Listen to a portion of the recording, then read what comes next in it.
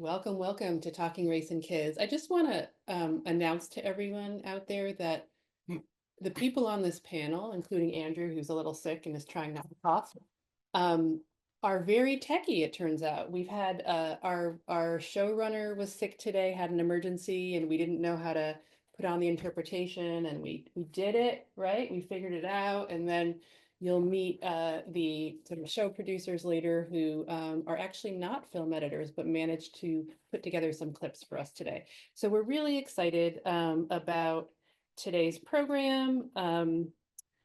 Our guests will be on shortly. I want to, before I'm going to stop the share, they're going to introduce themselves, but I just want to say a few things about this conversation that we're about to have. First of all, I want to say that Andrew and I have never not done these webinars together. And we were going to do that for the first time tonight. And then we had this tech emergency that he filled, which is kind of amazing. Like, is he that guy? So here we are, and he's not going to be talking. He's going to be coughing and also talking and perhaps whispering in my ear. So we're excited today for to see a preview of some of the movie of families embracing anti-bias values, anti-race values. That would be funny. Longtime anti-bias and early education practitioners and colleagues, thought partners, thought leaders. Debbie LeeKeenan and John Nimmo were on with us before. Some of you may have seen their film on anti-bias practice in early education called Reflecting on Anti-Bias Education in Action, the Early Years. Today, they're going to talk to us about their companion film, Families Embracing Anti-Bias Values. Wow.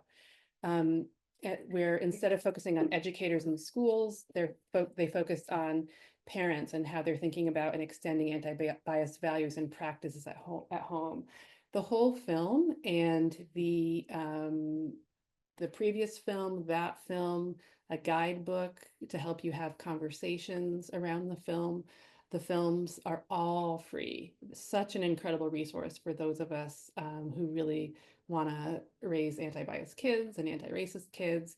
So I sent you guys the links previously. We'll send them again. You'll be able to watch this movie, the movie in its entirety, but I'm sure you'll have questions after watching some of the movie.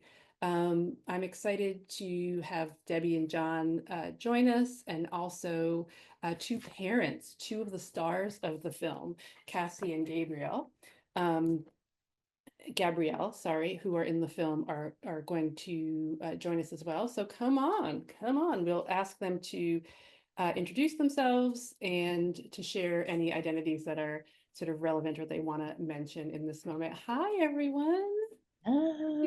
Wow, this is a good crowd for a post-COVID webinar here. Okay, who wants to start in the introductions? I'm going to say Debbie. Okay, well, hello everyone. And it's always where I'm a big fan of Embrace Race. So glad. Thank you for inviting us to be here. I'm Debbie LeeKeenan. I'm zooming in from Seattle. I'm one of the producers with John of the film, and we're also co-directors of Anti-Bias Leaders, ECE, longtime colleagues and friends. What did I want to say? Oh, my identities. That's right. So I am Chinese American, born of immigrant working class parents, originally from New York City. And I'm also part of what I always talk about. I'm part of a multi-generational and multiracial family. Okay. John, do you want to go next? Sure. Yeah, Debbie did mention it's 36 years we've known each other. So colleagues, friends, teachers, learners together. My name's John Nimmo. Good evening, everyone. Such a pleasure to share this project, this film with the Embrace Race community.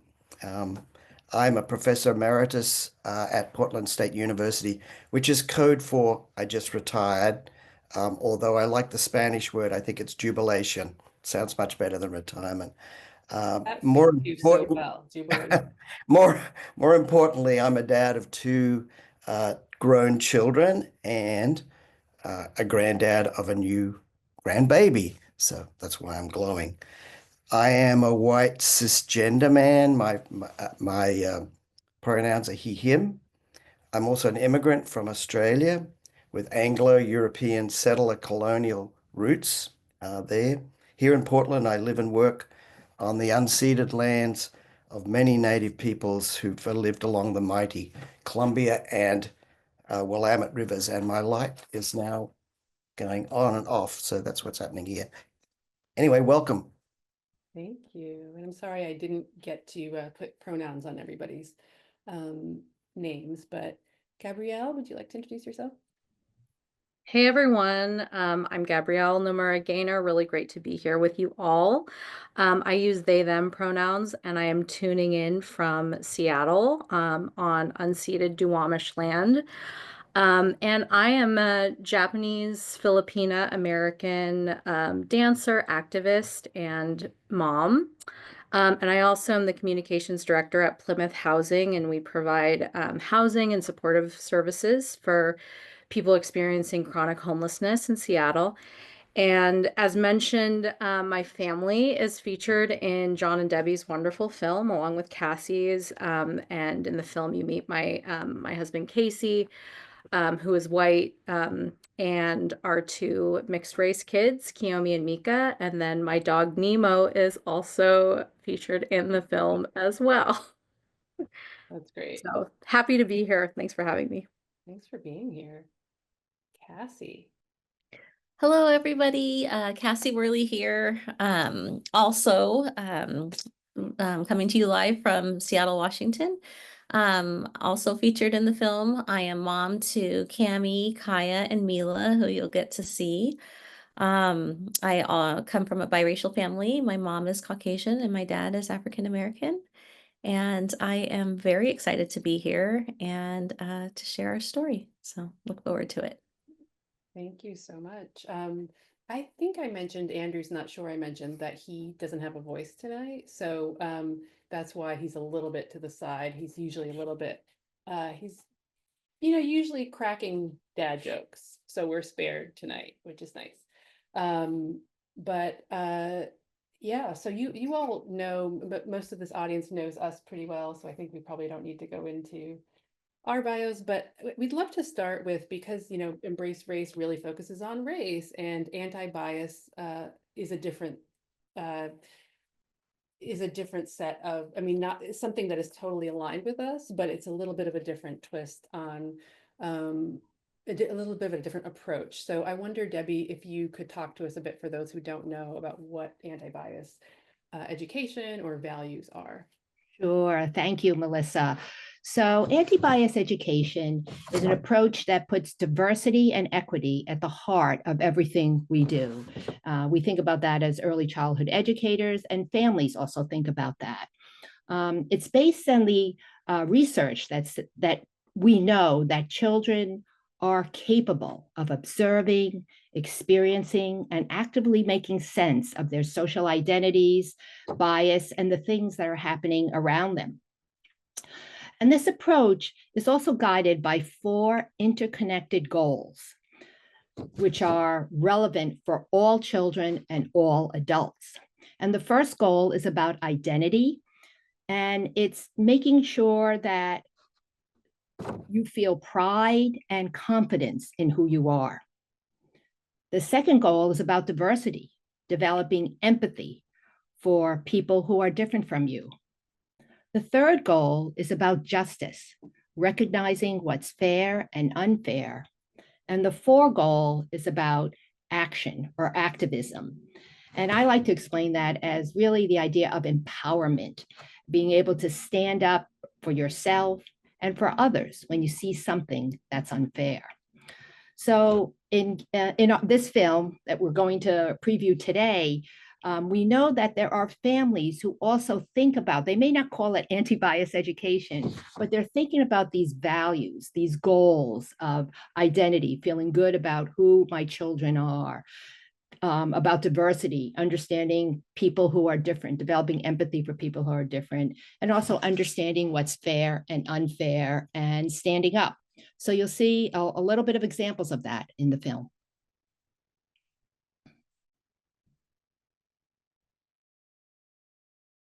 So the chat's now open. It wasn't open. So if people want to say hello, tell us where you're chiming in from. And of course, we're going to be taking your questions throughout that we'll answer at the end. So John, can you tell us a bit about the film that we're that before we move into seeing a piece of it?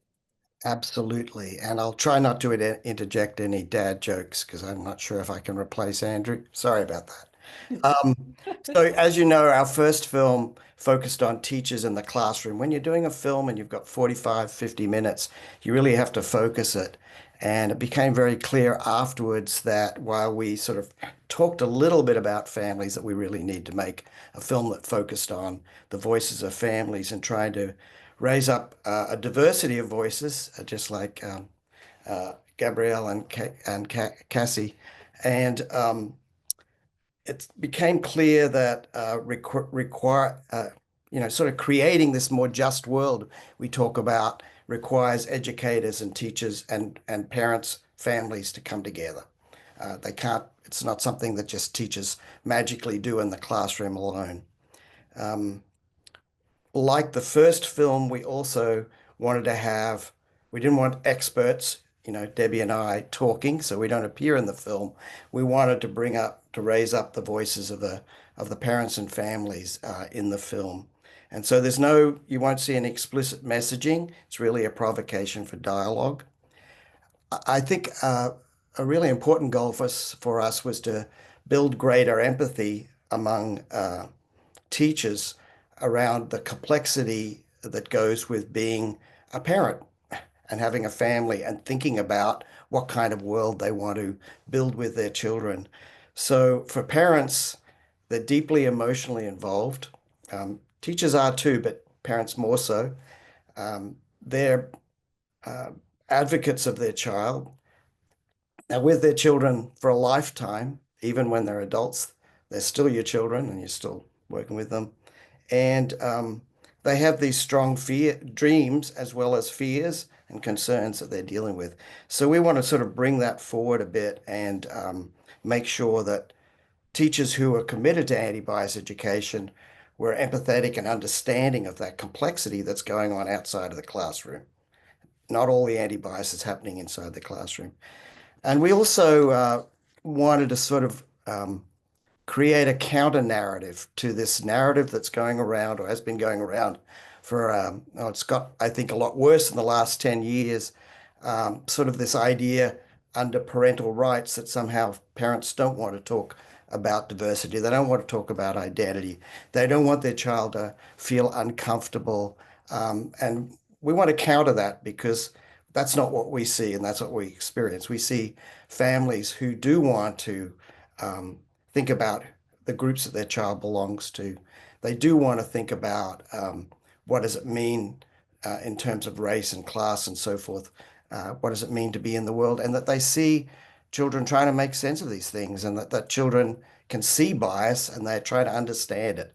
So what we discovered even more so as we did the film was really that parents are willing partners in that process of creating a better world. So that's really where we were coming from with this film. Right. And there really were a lot of different identities. Again, we're just seeing a small piece of it sort of lifted up in this film, right? Do you want to talk about a little bit about how about the diversity that you sort of captured, and of course the fact that it's hard to be as diverse as anyone wants. You're filming all in Seattle, I think. Yeah. So I think one of the things, and Debbie can speak to this too, is while we're in Seattle, all of these parents, they didn't grow up in Seattle, all of them. So there is sort of a range of diversity that maybe is not even necessarily evident. But we were really looking for raising up intersecting identities.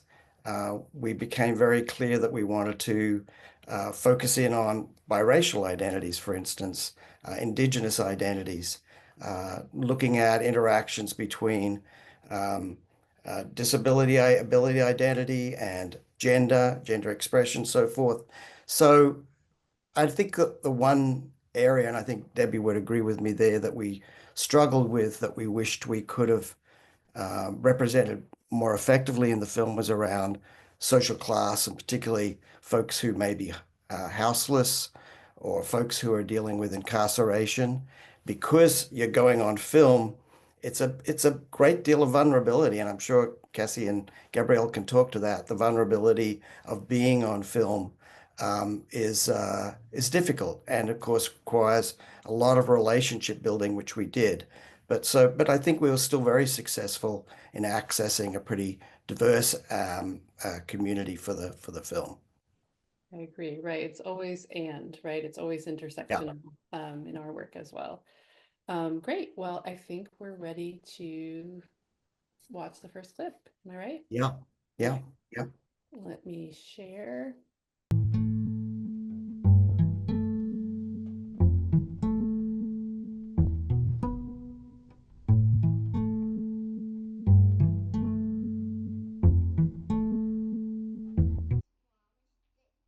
Sometimes I worry about the life experiences that I have had, and I see how it plays out in my parenting when they're in the car and they're playing with toys. And I'm like, everybody leave your toys in the car. I don't want you to take things into the store because I don't want someone to think that we're stealing.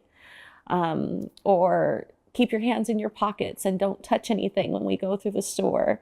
Or they were so into being spies when they were like 6 and 7, and they were at their cousin's house, and they dressed in all black with hooded sweatshirts, and they wanted to go spy around the neighborhood. And I remember their uncle just flipping out and just saying, like, you cannot go spy around the neighborhood dressed in all black. But really, they're kids. These are life experiences that kids get to experience. And I feel like my kids don't always get to have those experiences. And I want to make sure that I'm keeping them safe, and that sometimes it feels like I'm being this harsh, mean mom, but it's really stemmed in fear and worry for them and wanting them to be safe. And so I do a lot of self-reflection for myself and really try to balance that out. You know, how can I teach them the things that they need to know as little girls with brown skin, for them to know that, but also be kids. Being Hispanic and white, there's maybe been like an internal conflict within myself. It's easy, I think, to blend in and just be, you know, another white guy. But more recently, you know, especially with Sebastian coming into the world, we don't want him to do that.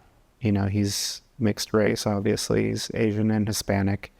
You know, I don't want him to forget one or the other. I want him to learn about his background and be proud of it, you know, and not make the mistake that I did. I feel it was kind of a mistake, but I don't think that it's too late to reconnect with my background and share that with him. Visually, you can see I'm Asian. You can see I'm a person of color. You can't see that with Lawrence. So yes, he was saying that he can blend in. So most of his life, he's been able to blend in. So he hasn't experienced the things that me as a person of color has experienced, that I know Sebastian is going to face. When I was pregnant, those are some of the things I was just trying my best to educate myself on, because I knew that his identity for himself and his confidence and how he felt about himself and how people felt about himself would stem from his race and ethnicity and how that formed. For me, representation is really important.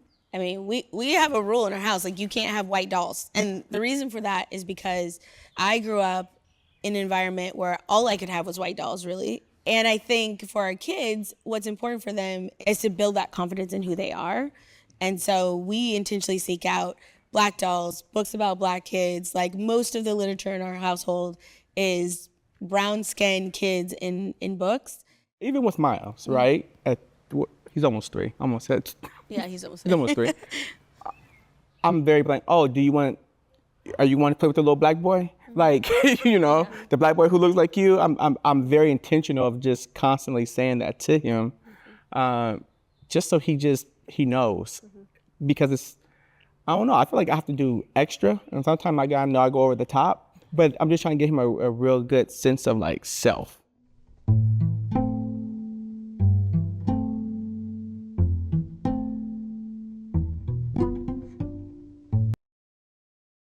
Dark skin swirled with light skin bodies. Bodies are cool. What do you notice about all the people in here? Are they all different? Yeah, and they have the same ice cream that matches them. So they're kind of all different, but they all have their own ice cream, their own unique ice cream. And she has a friend on. And she has a barrette, yeah. So not only do they all look a little bit different, but they all kind of like different things too, huh? One thing we're really trying to teach our kids is that we all can look different and be very different as people, yet still belong all together. Isn't this one? Oh, That one's okay. Mika. Mika, our younger one, she looks more white. She has blonde hair and blue eyes. And Kiyomi looks more Asian. She has brown hair and brown eyes. Crying? Yeah, and this is me. So Oh. which one's me? This is me. Where's Which one's my- mommy? That one's Manu. How do you know that that one's my me? Because she has the face. We're kind of at the beginning stages of our kids really noticing their differences and being able to comment on them. We have different colors of hair in our family too, huh? Yeah. What color is Kiyomi's hair?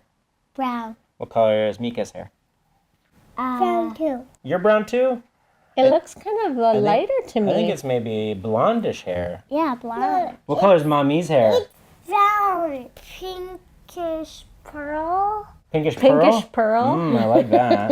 Yeah, we all have kind of different hair in our family. Huh? Mhm.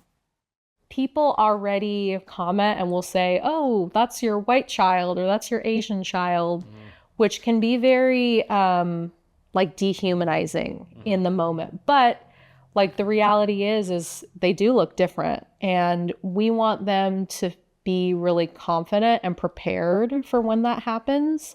We're just trying to establish that differences are normal. Yeah, we have lighter skin, but some people have darker Asian skin. and Filipino. Oh, You're Asian and Filipino, Some yeah. have heartbeat. yeah. Some people do have a heartbeat. That's a very good observation. Everybody has a heartbeat. Oh my gosh, I love them. Big sister takes over there. Everybody has a heartbeat. Yeah. Um, It's hard to choose 15 minutes out of a 50-minute. right? Yeah. I gave And, you and, first and one. everyone's missing out on the music too. Somehow reason it didn't come through the music in there. But I did mean to, I was going to say a little bit before we went into it, because obviously I chose these and the next piece we'll look at because both Gabrielle and Cassie are in this these clips. But also, I think it sort of raises up what Debbie was referring to, of this idea of identity, the focusing on identity. And what we saw was that for families, that is the number one job, right? Is to, who will my child be and how are they going to be confident about who they are in the world? And also, I think that first part, what we hoped was that parents too are thinking about who they are in the world, and they bring that identity, that lived experience with them into their parenting. And I think sometimes teachers, well, we believe teachers should also reflect on that, but we forget that parents are going through that too. Who am I in the world as I grow into an adult and now I'm having a child? Yeah. So I'm gonna just put some questions for everyone out there, although you're really talking to each other already. From the guidebook. It's really just such a great tool for community circles and communities of learning and practice, and your PTA, PGO, your church, all of it. So yeah, some things to consider there in the chat. And I wonder just, Cassie, how you feel washing yourself now. And that was pretty emotional. Yeah, it's definitely emotional to watch too. And, honestly, I feel like I'm still in that same boat. I am still constantly learning, and every time I think I've finally got the hang of this, I feel like my kids, something happens, they get older. Now they're teenagers, and, everything changes all over again. And so as they continue to change, I feel like my parenting has to continue to change with it. And I'm still learning and growing every day. Yeah. I really felt the emotion of that. And you noticed that the parents who were without their kids were like a little tearful, and the what and Pinky Pearl was able to was in a different space with it. But it's much harder, having been a teacher and a parent, like, wow, that's why we started Embrace Race, really, because we were like, this is different, this is really different to be emotionally so caught up. And Andrew, who again is silent only today, has a question about that. He asks, race is so deeply personal, something parents of color are especially likely to acknowledge. As parents, how do you distinguish between your racialized experiences as a child and adult from your child's racialized experiences, which are likely to be different for a variety of reasons? I mean, Cassie, you spoke about this, about the reflection, like trying to separate and disentangle, which is a huge thing for parents. Like kids are having a different experience, and how can I be the parent they need for their experience as opposed to the parent I needed, right? Gabrielle, do you want to speak to that? Sure. It's a great question, Andrew. And sorry, Debbie and John have heard me talk about this a lot, but I also actually have white ancestry as well, but I identify as Asian and navigate through the world as Asian, and my husband's white, and so having kind of gone through life as an Asian person, I experienced a lot of racism. Even in progressive Seattle, I was um, really made fun of in school. Kids saying like the Chinese, Japanese, dirty knees, look at these song to me like that. I have a lot of trauma, and I think, from trauma when we're younger, as we get older and we're sort of more okay individuating and not necessarily being like everyone else, I feel like as I've grown up, I found a lot of strength and resilience and community with being different and being Asian American. And it kind of went from this like hurt place to this place of empowerment. So then to become a parent with someone who does not share my race experience and is a white person too, it was like a whole other kind of scary experience of like, oh my gosh, like I finally have gotten to a good place, like with feeling empowered. And now I have all this anxiety because these children are probably going to come out and they're going to look really different and they're going to be totally different people. And are they even really going to relate to me in like these spaces, like POC spaces that I have found community and healing and my resilience and my strength? Like, are these even going to be spaces or community members that are going to be where they want to go, or that they're even going to be welcome there? Like, is that they're going to have a totally different identity? And so, before my kids even got here, before they were even born, I had a lot of anxiety about that and just about having kids that might not look Asian, and um, fear. And it's interesting because so I just had to do a lot of, I was very afraid and I thought about that a lot and I had to do a lot of processing with it. But somehow, like, when my kids got here and they were born and they were just magical, it was fine. I'm not saying it's that way for everyone, but for me personally, I was just so enamored with them. And I think all that processing I had to do of like, they're not going to be like me. They're not mini me's. They're going to be like totally different. It was like, wow, I'm so glad that I kind of got that over with, because even if our kids have the same sort of racial identity as we do, they're still unique individuals, no matter what. So, I think for me, kind of really coming to terms with like, actually, my kids are going to have maybe a different racial identity, and that's okay. My kids are going to, have a different identity no matter what, because they're not me and they shouldn't be. And like for me to really show up as their parent, I have to get to know who they are and embrace them. And it's not about trying to raise, a little mini Gabrielle or like a little mini Cassie. It's like, these are their own people, and my job is to understand the journey that they're on and make them feel seen and supported. So, yeah, Yeah, I relate very much to that as a mixed race person.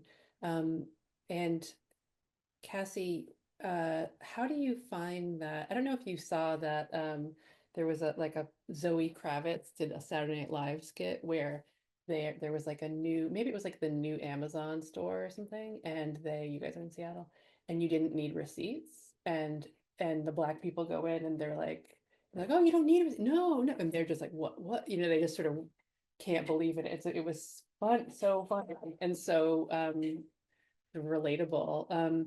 I wonder how you do. I mean, it's good to laugh at it because it's usually not that funny at all, right? You just feel policed. I wonder what you do to create, to get the distance to create those moments of sort of calm and reflection for yourself, where you can separate when we're talking about danger, right? We're talking about danger.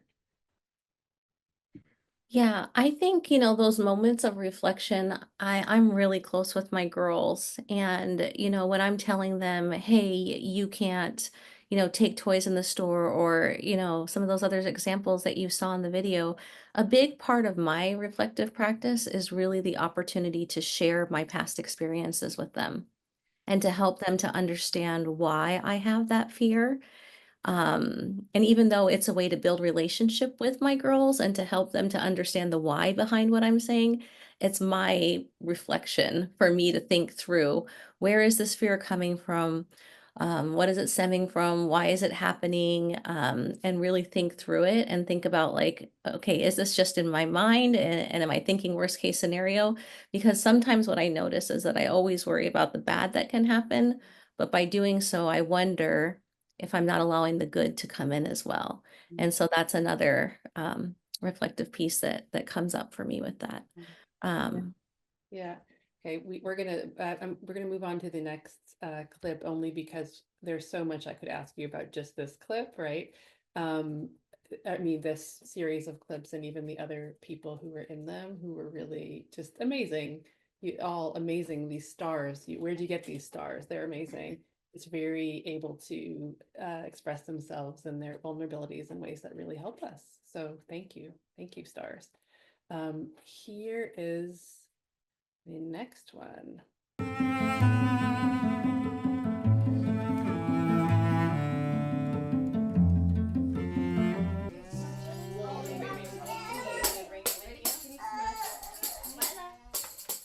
And we really wanted to go to something that was more of traditional ways of which our communities would support each other and uplift each other and have all of our aunties and uncles be there to help out and really love on our children like their family. It really is family. Like, there was a need in the Indigenous community, right? And us Indigenous families got together and we filled that need to serve our kids.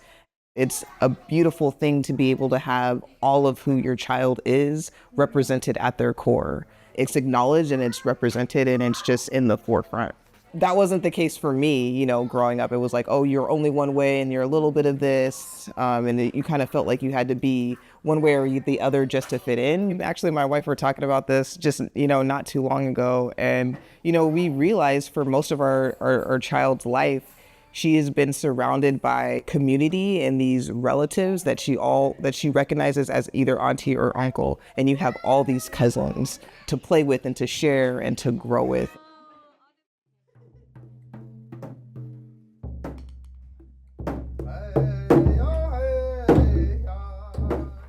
To come here and see our babies and be able to be that representation for them and that bridge, because there's not a lot of male role models for our babies, especially like in home care.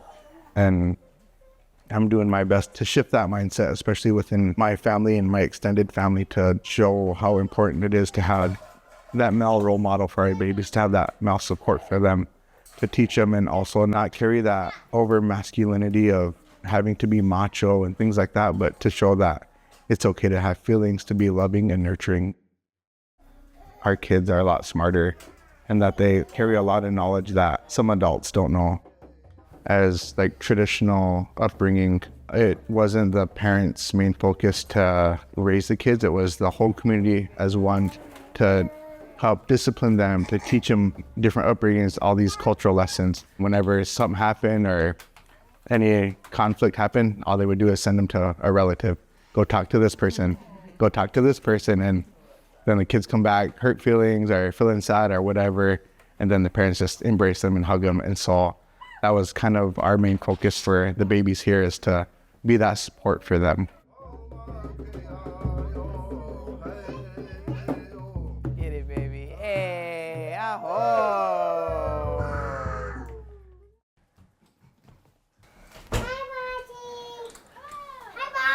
Hi, Botch. Our family is very involved in raising the girls. I get the privilege of being their leader, of spending more time with them, but they don't belong to me. Like, they are they are everyone's children, and they are just themselves. And it's kind of the job of that village and the collective to raise them. And I think when you surround your child with that supportive community, there's so many different ways for them to be reflected back to themselves. And in turn, I think when they have that really confident sense of self, we hope that we can, allow them to be able to give that to other people. So Kiyomi, do you know whose recipe this is? No. This is your Bachan, Hijich's mommy. This is her recipe that we're using, and her name was Masako Komoto, and she is an ancestor now, but we think of her every year, every New Year, because this is her recipe. So we're celebrating Japanese New Year. It's another touchstone in the year that our girls have to do something that's really cultural. When she was still alive, Kiyomi, your GGC was really good about watching her and watching how she cooked and taking notes. So that's why she's the keeper of this recipe.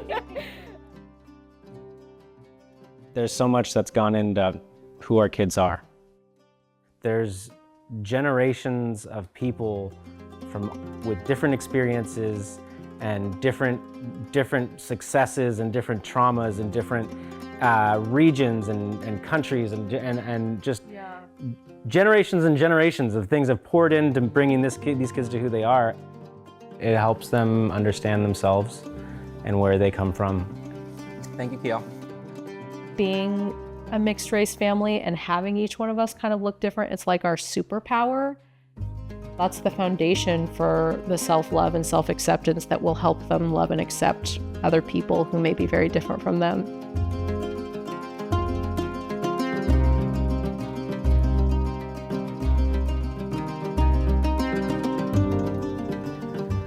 I got to sit in this room with this really diverse group of families. The director there worked really hard to create this safe space where families can come and they can openly talk about these issues of bias and social justice. Hello, everybody. My name is Cassie. My daughter is Mila. She's really into hair right now, and she's loving this book, Princess Hair. It's her favorite book, and has been all about different hair textures and sharing her experiences. For my 5-year-old, for Naraya, this is the first year that she's, they just got done celebrating Lunar New Year. She's trying to figure out why we celebrate Black History Month. That's good. To hear them talk about things with such care, it was really a great experience. And so my little one is really trying to find her place right now. And I think that a lot of the things that we're talking about have been coming up in class. She's been really feeling almost like a self-consciousness about like being different, and has had come home and talked a little bit about the different ways that people will describe her hair texture or different things like that and how it makes her feel. And so we've kind of been doing very similar to what you're saying, is really just trying to build her up to feel really good about who she is and where she comes from. And, maybe your hair can get big and poofy, but I love your big poofy hair. I think it's beautiful. My daughter wanted to have her hair straight for the longest time because all the girls had straight hair. And I was like, okay, well, it's just so flat. It's just so flat.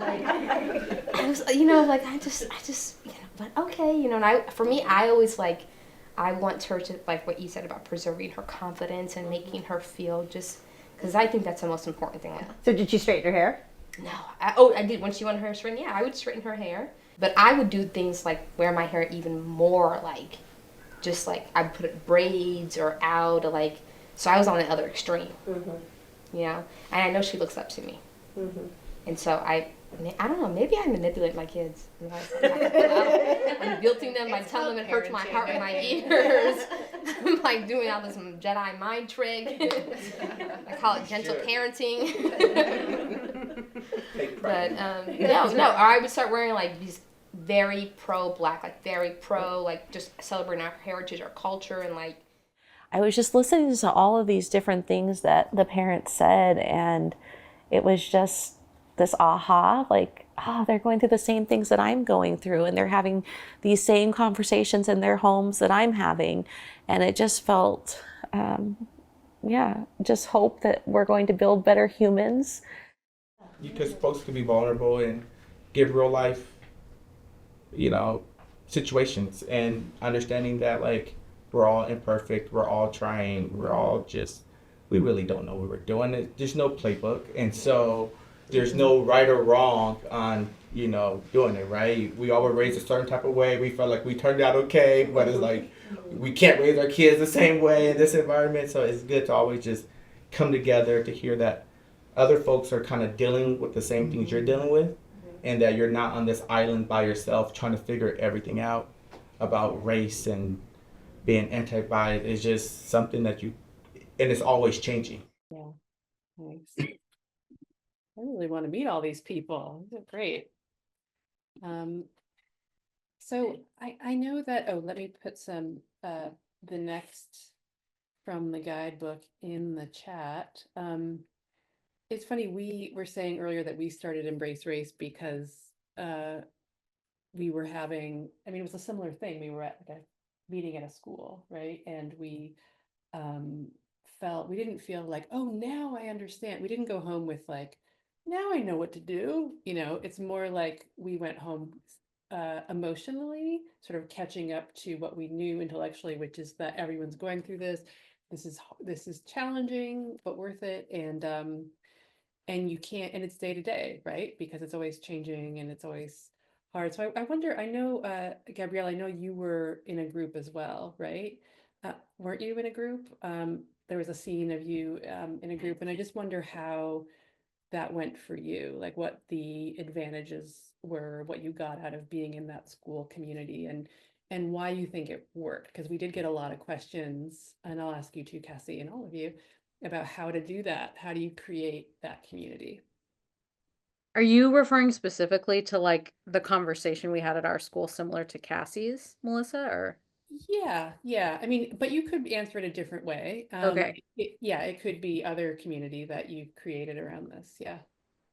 Well, I do encourage everyone to watch the film in its entirety, because I suspect John and Debbie might not have put in our group at our school, because it kind of was, I love the conversation that they had at Cassie's school, and it was very different from the one that we had at our school. So it's kind of, I guess to just give a sneak peek of it. But ours was maybe not as smooth, I guess, as the conversation shown at Cassie's school. We ended up at our school in Pike Place Market in Seattle. We ended up talking a lot about, it was a little more unruly, and we ended up talking a lot about like grief, and we kind of went around the circle, and like there was a candle, and we shared about kind of like ancestors and people that we have lost, because there was a person in our class who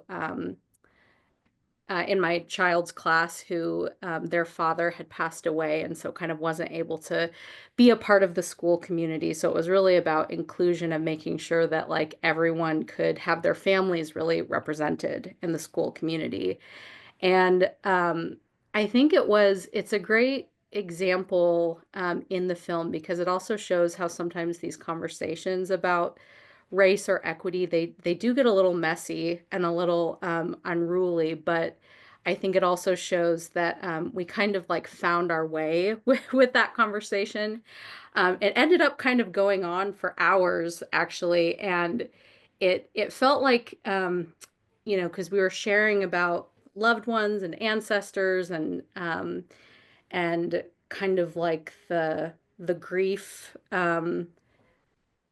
I can't sort of say like it was a very long conversation, but it wove together sort of our ancestors, the grief we carry, kind of the grief that sort of white supremacy, the ways that it impacts us, and like the grief we carry because of that. But it was very like profound, and we kind of left changed. Like I think we even all hugged at the end. And so I think it was a very kind of just like good example of like sometimes these conversations they do get a little messy, and they kind of you might get very uncomfortable, you might cry, you might want to scream. And so I think for me that's kind of like what that example really brought up for me. And luckily we were in a really trusting environment where it sort of worked out for us to have that conversation. But yeah, there were some moments where some of the things brought up were like, did make people feel uncomfortable, or someone was very emotional. And to kind of just like sit with that and be present was challenging at moments. But we got through it, and we're all, I'm sure, closer because of that experience. And also, John, Debbie, and Feliz, and Jonah, on the film side, we're all there the entire time. So it was also very interesting, being very vulnerable, and having it all be filmed as well.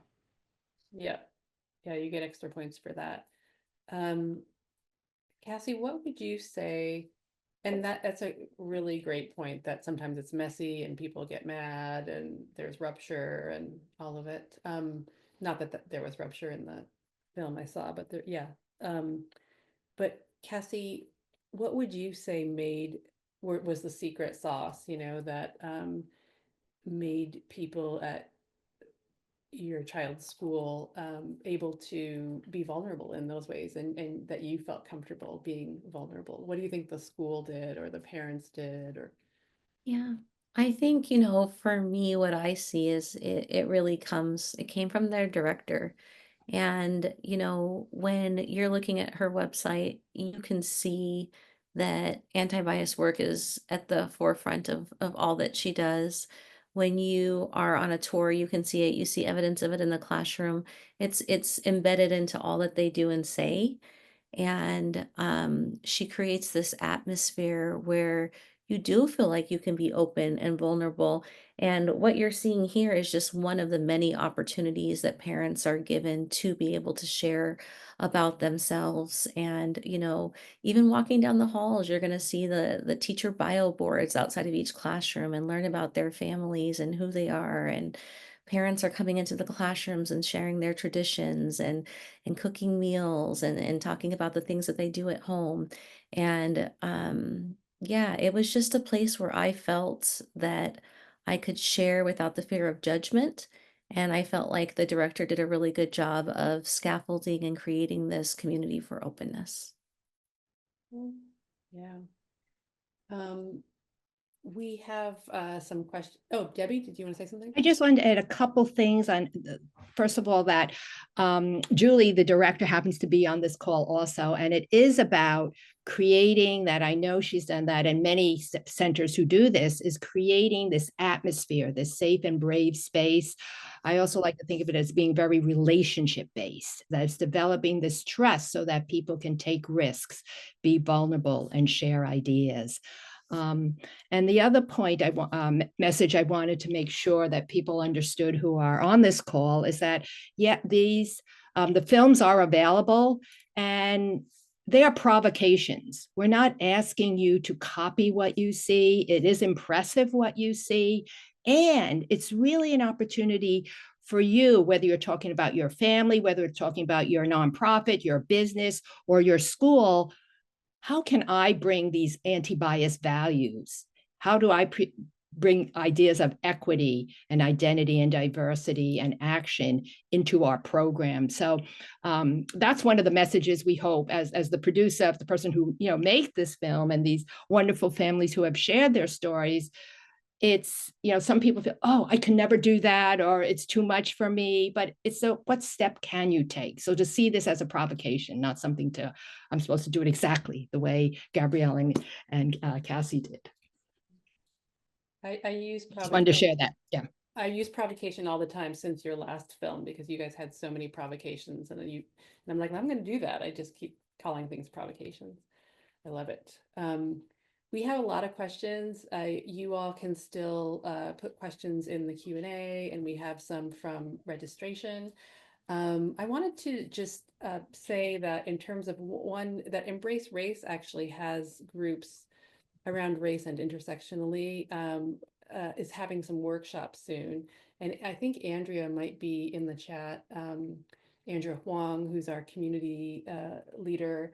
And those are really worthwhile if you want to figure out how to facilitate in your community, with your PTO, in your church, in your temple, or if you want to have we also have a group that's sort of learning together online. So they're from all across the country. So there are a lot of resources in the guidebook, amazing resources. There was someone who asked, what are the best resources, you know, to do this work? And they sure pointed to a lot of them, including, you know, Debbie and John's book and books and the film. We'll send you guys not only this, but all of the links later, and people can sort of add them to the chat, because I'm not able to add them right now. Yeah. But feel free to add them. So more questions. We've got Tracy says, the issue of it's always changing. I think it was Dwayne who said it's always changing, right? The issues are always changing.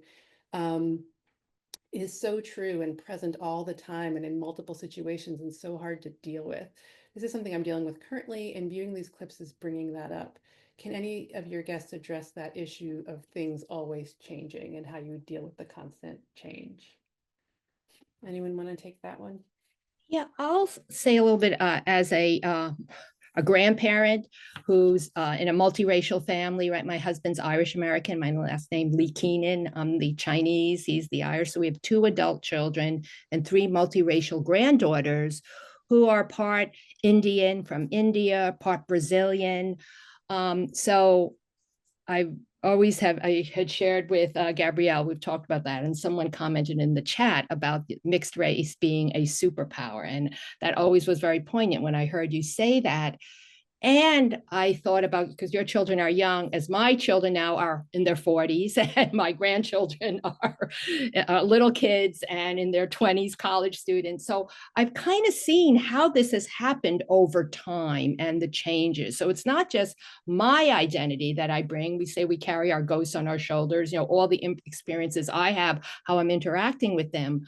But these individuals have changed over time. I remember my own son and daughter, you know, how they reacted to being mixed race at different points, and how it changed when they were 5, how that when they were 10, when they were 20, how they think about it now as a parent, right? And so I'm also seeing that with our grandchildren. So I think we are responding to the developmental and the environmental context that our children are being exposed to, whether it's in your family, in your community, in your school. So it's that interaction, I think. And it's the only advice I say, looking at it from this, going through all this, is be good listeners, observers, take time. It's okay to say, I made a mistake. I want to change my mind. You know, you say something at one point as an adult, kind of parenting in that role. And then, oh, actually, I want to take that back. I've thought about it a different way now. And really paying attention to what the children are experiencing at that moment. So it's both, because often we put our lens on what the children are experiencing, and it's really our own trauma. And I've also experienced that too, that I'm putting on them, and I have to know that's not what they're really asking. So, so many layers. I guess that's the point, and we have to see it as a journey. So we're on our journey, and the children are on their own journeys. That's what I found fascinating and beautiful. Yeah, I, agreed. I, I love that. I mean, I think the reason we've always approached this as a provocation rather than we didn't want to have films that said, here are the 10 things you have to do, because I think when people get dogmatic about this and say, this is what an anti-bias approach looks like, this is what I have to do, I have to do these 5 things, then they stop paying attention to the children. What's the meaning making they're engaged in? How are they making sense of an observation? Are we learning from them? And the same thing for teachers thinking about families and parents. Are we listening? Are we open to what they're saying and what they're experiencing? So, yes, we need to have all these resources to learn about um, anti-bias curriculum, but at the same time, we have to be listening all the time and observing and understanding the context we're in. If I teach in Oklahoma or in a rural town, it's going to look different from the middle of Portland and downtown, and it's very dynamic. I'm learning from my children all the time, and I think if you have young children, you're learning from them too about how easy it is for them to understand some complexity that maybe adults have a real problem with. So. Yeah, absolutely. I mean, sort of sitting on the floor and asking questions and letting them talk, right? Yeah. Is sort of a good start. And that, younger kids, it'd be a little bit different. But um, so it's 9:30 or it's 9:30 here. It's sort of time. The panelists have agreed to just stay on a little bit for more questions, but we understand if people need to go. We're going to just go forward with a few more questions because there are so many. So thank you for doing that. And again, don't worry if you need to go. We understand. There is a question from Nancy. Nancy says, our grandson, 4-year-old, is biracial, white, black. We are white and care for him one day a week. He lives in a predominantly black neighborhood in Boston and has interactions with kids of color, people of color in daycare in his neighborhood. I'm never sure how much to call attention to color. We talk about his beautiful brown skin and curls. We buy him books. I'm sorry.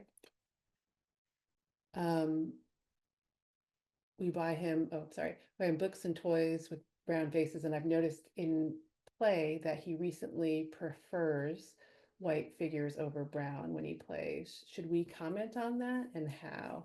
I wonder, I'm sure that that's been an issue that some of you have encountered. We certainly have. So wonder what you would say to that. First of all, lots of love to you, Nancy, and you're lucky that you have this grandson in your life who has the superpower that he might not yet recognize of being multiracial, among other superpowers. Cassie, how would you comment on that? Yeah, I think like in the moment, I might ask like, why do you prefer that? And help to better understand like where their thinking is at. And then talking about it. Right. Just what does it really mean? Sometimes it can be, we found that the dolls often were more exciting, or could be mermaids or had more exciting dress, the white ones, there was more variety that way. And as soon as there was a black mermaid dressed in pink, suddenly everyone wanted the black mermaid, so you just have to really ask, right? And sort of not assume, but pay attention. Yeah, I think that's right. Debbie, did you want to say something? Yeah, I was going to say, I also, I would find out more, from the child, the comment, but I've found, again, developmentally, children, particularly at these early childhood years, if we're in the example that Nancy gave as a 4-year-old, I might just have to say, I love this one. This is my favorite. And just, kind of, because we're role models and we're really powerful. It's not like the kids are already in the preteen years. When we say that, they're going to do the opposite. But I always say, just, making another comment, providing there's another way to look at that. You're not disagreeing. You're finding out why you think that, but I say, this one is my favorite. And this is why, I might, and I think just having that other message there, that there's other ways to think about it. Yeah, I love that. And I loved that in the film, the mom who straightened the kid's hair, but then started wearing her hair extra big. It was so awesome. We have a question. Do people have permission from the film's creators to screen the film in their own communities? Yes, absolutely. And Okay. and the film is captioned in, you can screen it in Spanish, Chinese, or English captions. And there'll be a Spanish language guidebook version of the guidebook soon. Working on it. I just want to acknowledge also we can do this freely because the Tyler Rigg Foundation, who has funded both films, we really feel it's important to be able to get it out there. So we offer it for free screening. Yes. Yeah. Yeah, that's great. Professional development, college classes, out in the community, anywhere you want. Show it, show it, show it. Yeah. Yeah. In your home. Yes, Mhm. right. So Lisa asks, is part of a group leading a series of conversations with parents of young children around these issues. They live in a predominantly white conservative Christian area. Attendees tend to be parents of a variety of backgrounds who generally want to do a better job of responding to their children asking about or noticing difference. But there's a general hesitance or fear among mainly white people who are afraid to get it wrong or don't want to offend anyone. Any guidance for us? I was thinking with the question earlier about the 4-year-old is that as a white person, I want to think about how comfortable I am talking about my skin color and my race and my ethnicity and whatever. So I think that's something we have to think about and confront too. And I'd say embrace the discomfort. I think particularly the families film is a great place to start to have that conversation around it. Someone else sharing their stories. We're not imposing those stories on anyone, and you can have a conversation about it. One of my motivations around this film is that as a teacher, as a director, I often underestimated the generosity of people and the willingness of people to engage in people who are different from me, to engage in conversations about race or social class or gender. So I'd say encourage, be thoughtful and strategic, but do it. Yeah. And one step at a time. I think that's it. It can feel very overwhelming, this work. And I think it's just, again, that idea of it's relationship based, sharing, starting simply, as John said, sharing about who we are, everyone in the circle, and how we all have many identities. That's the one piece I also think about is starting with acknowledging that we have many identities. We often think of race first, which is and for a good reason.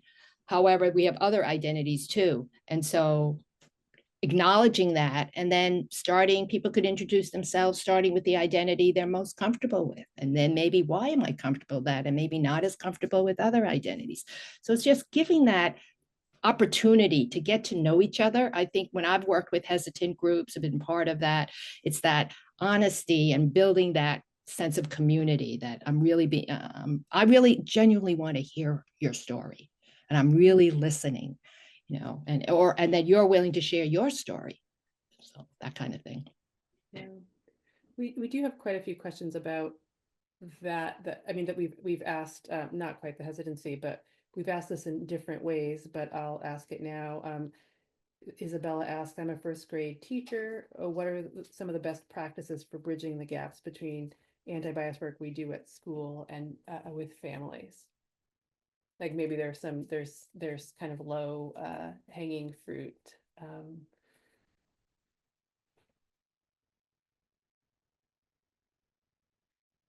Andrew, we loved it in preschool with our kids' preschool when they asked us at a parent-teacher meeting, how does your family feel in this community? Do you feel you belong in this community? Who have you connected with? Are there other interests that your kid has we can connect with other people? And that kind of was very open and let us sort of answer it in all kinds of ways, a feeling of belonging or not belonging. I thought that was a nice sort of a low touch way to do it. And it definitely is the schools or the program's responsibility to start the invitation.